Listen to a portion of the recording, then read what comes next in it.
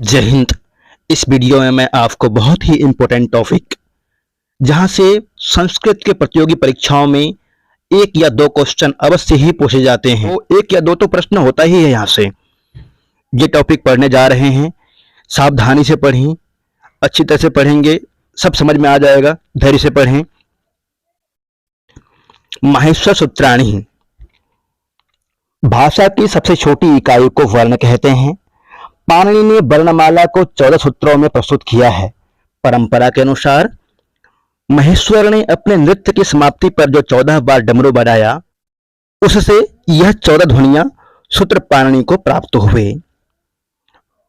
वह श्लोक है, नृत्तः वसानिहि नटराज राजो ननाद ढक्का न पंचवारम उद्धर्तु काम सनकादि सिद्धान नैतद्विमर्शे शिवसूत्र जालम। इस सूत्र को याद कर लें तो बहुत अच्छी बात है। माहेश्वर सूत्राणी, माहेश्वर सूत्र कितने होते हैं? यह प्रश्न बनता है यहां से कि माहेश्वर सूत्र कितने होते हैं। आपका जवाब होगा 14। माहेश्वर सूत्र 14 होते हैं। तो माहेश्वर सूत्र कौन कौन से हैं देखते हैं। आइए याद कीजिए इसको। आई उन, रिल रिक, ए ओंग, आई ओंग, हयवरट, लं, यमंगरणम, झभय, घड़धस, जवगड़धस, ख फ छ ठ थ च ट तव, कफय, ससर, हल। ये 14 माहेश्वर सूत्र है। इसको प्रत्याहार भी कहते हैं। यहीं से प्रारंभ होता है वर्ण का क्रम। संधि जानेंगे आप, तभी जान पाएंगे संधि जब माहेश्वर सूत्र को समझ जाएंगे। वर्णोच्चारण इसके बाद पढ़ेंगे। तो पहले स्वर वर्ण है माहेश्वर सूत्रों में। पहले स्वर वर्ण, स्वर वर्ण में है अ ई उ री ऋ, स्वर वर्ण माहेश्वर सूत्र में। उसके बाद पुनः ह का प्रयोग हुआ है हयवरट सूत्र में, ह का प्रयोग। उसके बाद है अंतस्थ वर्ण, 5, 6 सूत्र। 5वां और 6वां सूत्र में है अंतस्थ वर्ण में य व र ल। अंतस्थ वर्ण में य व र ल। वर का पंचम अक्षर है 7वें सूत्र में यमंगरण, यमंगरण, यमंगरण। देखिए, ध्यान कीजिए आप, मन में विचारिए। क ख ग घ ग छ छ झ य ट ठ ढ ण त थ ध न, ये सारे पंचम अक्षर है। वर का पंचम अक्षर पहले स्वर है, उसके बाद पंचम अक्षर का प्रयोग हुआ है ह, उसके बाद ह का प्रयोग हुआ है, फिर पंचम अक्षर है, तदनंतर चतुर्थ अक्षर, उसके बाद चतुर्थ अक्षर है। चतुर्थ अक्षर में झ भ घ ड़ ध। तृतीय अक्षर में है ज ब ग ड़ द। तृतीय अक्षर, वर का तृतीय अक्षर ज ब ग ड़ द। द्वितीय अक्षर प्रथम, चतुर्थ, उसके बाद आता है द्वितीय अक्षर, प्रथम अक्षर।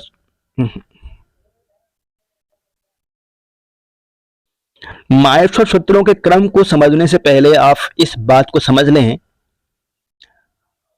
क ख ग घ अंग च छ झ य ट ठ ड न वर्ण और स्वर अ ई उ री ऋ ए ओं ऐ ओ छ। माहेश्वर सूत्रों को समझने से पहले आप ये समझ लें कि वर्ग किसे कहते हैं। वर्ग को पुकारने के लिए संस्कृत में कु, चु, टू, तु, पु कहा गया है। कु का वर्ग, चु से च वर्ग, टू से त वर्ग, तू से त वर्ग, पु से प वर्ग, फिर उसके बाद अंतस्थ उष्म का प्रयोग हुआ है।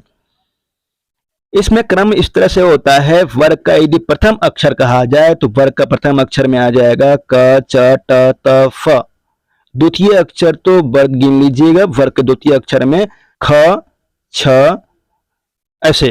फिर तृतीय अक्षर में ग, चतुर्थ अक्षर में घ और पंचम अक्षर में ग। अब देखिए, पाणिनि ने माहेश्वर सूत्रों में किस तरह से क्रम दिया है।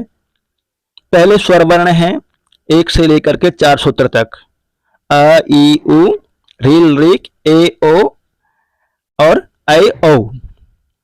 इस तरह से पाणिनि ने स्वर वर्णों का क्रम दिया है पहले, पुनः ह का प्रयोग हुआ है, उसके बाद अंतस्थ वर्ण है, अंतस्थ वर्ण के बाद अंतस्थ वर्ण में य व र ल 5वें और 6ठे सूत्र में है अंतस्थ वर्ण। वर का पंचम अक्षर सूत्र संख्या 7 में देखिए य मंगल न। फिर चतुर्थ अक्षर सूत्र 8 और 9 में झ भ घ ड़ ध। उसके बाद देखिए तृतीय अक्षर का प्रयोग हुआ है, तृतीय अक्षर ज ब ग ड़ द, तृतीय अक्षर। द्वितीय अक्षर प्रथम अक्षर, तृतीय अक्षर के बाद द्वितीय अक्षर, उसके बाद प्रथम अक्षर सूत्र संख्या 11 और 12 में ख फ छ ठ थ च ट त फ। देखिए वर्ग का द्वितीय अक्षर है ना, क ख व फ छ, च के बाद छ, ठ थ च और च। देखिए यहां वर्ग का प्रथम अक्षर च ट ट क फ, ये सारे वर्ग के प्रथम अक्षर हैं। उष्म वर्ण, उष्म वर्ण सूत्र संख्या 13 और 14 में दिया हुआ है स श श और ह, तालव्य से, मूर्धन्य से, दंत से और ह, यह है। स्पर्श वर्ण कितने होते हैं? स्पर्श वर्ण 25। आगे बढ़ते हैं।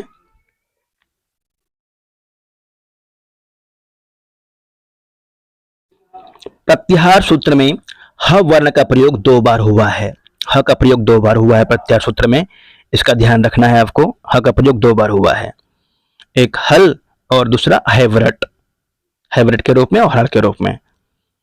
स्वरों की संख्या 9 है, अ ई उ, रील री, ए ओ और ए ओंग।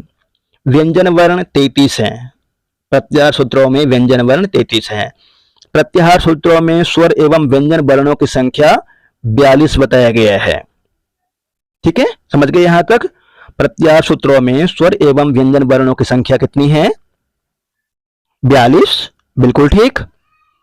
आगे देखिए हलंत वर्णों की संख्या। हलंत वर्ण जैसे कि अ ई उण, अ ई उन, बोला अ ई उन, तो यहां पे ये हलंत है। प्रत्येक सूत्र में 14 सूत्र हुए, 14 हलंत वर्ण हुआ। कितने हलंत वर्ण हैं?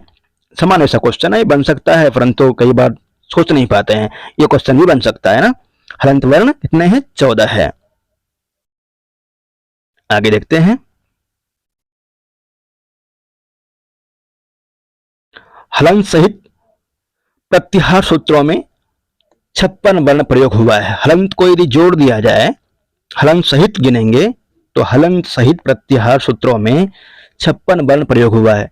4 इंपोर्टेंट प्रश्न है, ऐसे प्रश्न बन सकता है क्योंकि साधारण प्रश्न है कि व्यक्ति कितना पढ़ा है, अभ्यर्थी कितना पढ़ा है, ध्यान से पढ़ा है कि नहीं पढ़ा है, ऐसे क्वेश्चन बन सकता है, इसलिए सावधानी से देखिए, याद कीजिए। आगे देखते हैं। प्रत्याहार, प्रत्येक सूत्र के अंत में हलंत। अब प्रत्याहार बनाते कैसे हैं? प्रत्याहार बनाने का नियम, प्रत्येक सूत्र के अंत में हलंत हल व्यंजन का प्रयोग प्रत्याहार बनाने के उद्देश्य से किया गया है। प्रत्येक सूत्र के अंत में हलंत का प्रयोग हुआ है। हलंत का प्रयोग क्यों हुआ है? हलंत का प्रयोग इसलिए हुआ है क्योंकि प्रत्याहार बनाना होता है। प्रत्याहार बनाने के लिए हलंत वर्ण का प्रयोग आवश्यक है। प्रत्याहार बनाने का नियम, प्रत्येक सूत्र के अंत में हलंत,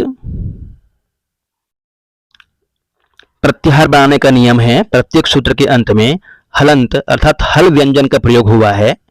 हल व्यंजन कहते हैं व्यंजनों को, हल मतलब व्यंजन, हलंत का प्रयोग प्रत्याहार बनाने के उद्देश्य से किया गया है। जैसे अ ई उन, अ ई उन सूत्र में न हलंत है, न वर्ण, और न हल में आता है। हल कहते हैं व्यंजन को, वर्ण है। इन्हीं प्रत्याहारों के अंतर्गत आने वाले वर्णों के साथ सम्मिलित नहीं किया जाता है। जैसे बोलेंगे अण प्रत्याहार, अण प्रत्याहार में अन बोलने से अन प्रत्याहार कहेंगे तो अन में न की गणना नहीं होती है, ध्यान रखना है। अन प्रत्याहार बोलने से न की गणना नहीं होगी। अ ई उ की गणना होगी परंतु न की गणना नहीं होगी। संक्षेप करने को प्रत्याहार कहा जाता है। संक्षेपेण कथनम प्रत्याहारः। जैसे अन प्रत्याहार कहने से आई उण के अ से लेकर ण तक अर्थात अ ई उ इन तीनों वर्णों का ग्रहण होता है। अच्छी तरह समझ लीजिए। अच प्रत्याहार में अ ई उ रील री ए ओ का ग्रहण होगा। अच प्रत्याहार में सूत्र में देखिए, अच प्रत्याहार में अ ई उ रील री ए ओ और ऐ ओ का ग्रहण होगा, क्योंकि अच कहने से सारे स्वर आ जाते हैं। स्वर कितने हैं? पाणिनि के सूत्र में स्वर 9 गिनाया है पाणिनि ने, आई यू रील रिक ए ओंग ऐ औच करके। हल कहने से पंचम वर्ण, चतुर्थ वर्ण, हाइब्रिड से लेकर के पंचम सूत्र हाइब्रिड से लेकर के हाइब्रिड के ह से लेकर के 14वां सूत्र है हल। ह का प्रयोग 2 बार हुआ है ना, तो वहां तक सारे 33 वर्ण आ जाते हैं हल में। ह अर्थात समस्त व्यंजन वर्ण का बोध होता है। ह अर्थात समस्त व्यंजन वर्ण का बोध होता है। अल प्रत्याहार में स्वर एवं व्यंजन वर्णों का बोध होता है। अल प्रत्याहार में स्वर एवं व्यंजन वर्ण का बोध होगा। अज कहने से, यदि अज कहते हैं तो अज मतलब स्वर, और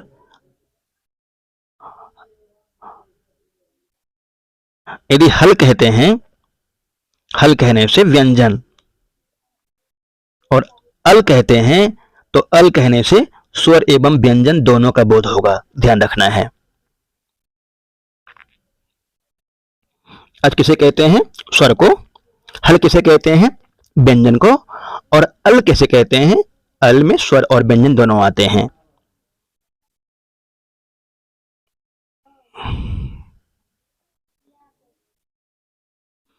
प्रत्याहार के विषय में कुछ विशेष बिंदु।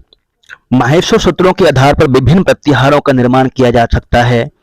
प्रत्याहार 2 वर्णों से बनता है, जैसे अच, इक, यण, अल, हल इत्यादि। प्रत्याहार बनाना सीख लीजिए, यहां से क्वेश्चन बनता है, इसलिए बार बार समझाने की कोशिश किया है मैंने। आदि रंत्यन संहिता एक सूत्र है।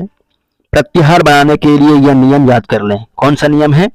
आदि वर्ण अंतिम वर्ण के साथ मिलकर प्रत्याहार बनाता है। अंतिम वर्ण का लोप हो जाता है, अर्थात प्रथम वर्ण की गणना होती है लेकिन अंतिम हलंत वर्ण की गणना नहीं होती है। अभी आपको बताया मैंने, अन कहने से न की गणना नहीं होगी। अन प्रत्याहार बनाने के लिए आदि वर्ण अ से अंतिम वर्ण न तक अन प्रत्याहार के अंतर्गत आते हैं, लेकिन ध्यान रखें कि अंतिम हलंत न वर्ण की गणना अन प्रत्याहार में नहीं होगा। अन प्रत्याहार बनाने में इस नियम का पालन करें। प्रत्याहारों की संख्या टोटल 42 प्रत्याहार हैं। ये प्रश्न पूछता है प्रत्याहारों की संख्या कितनी है? 42 है।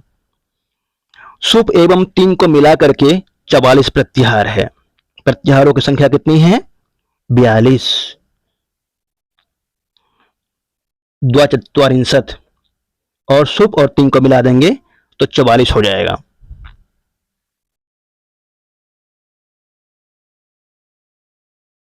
और कुछ विशेष इसको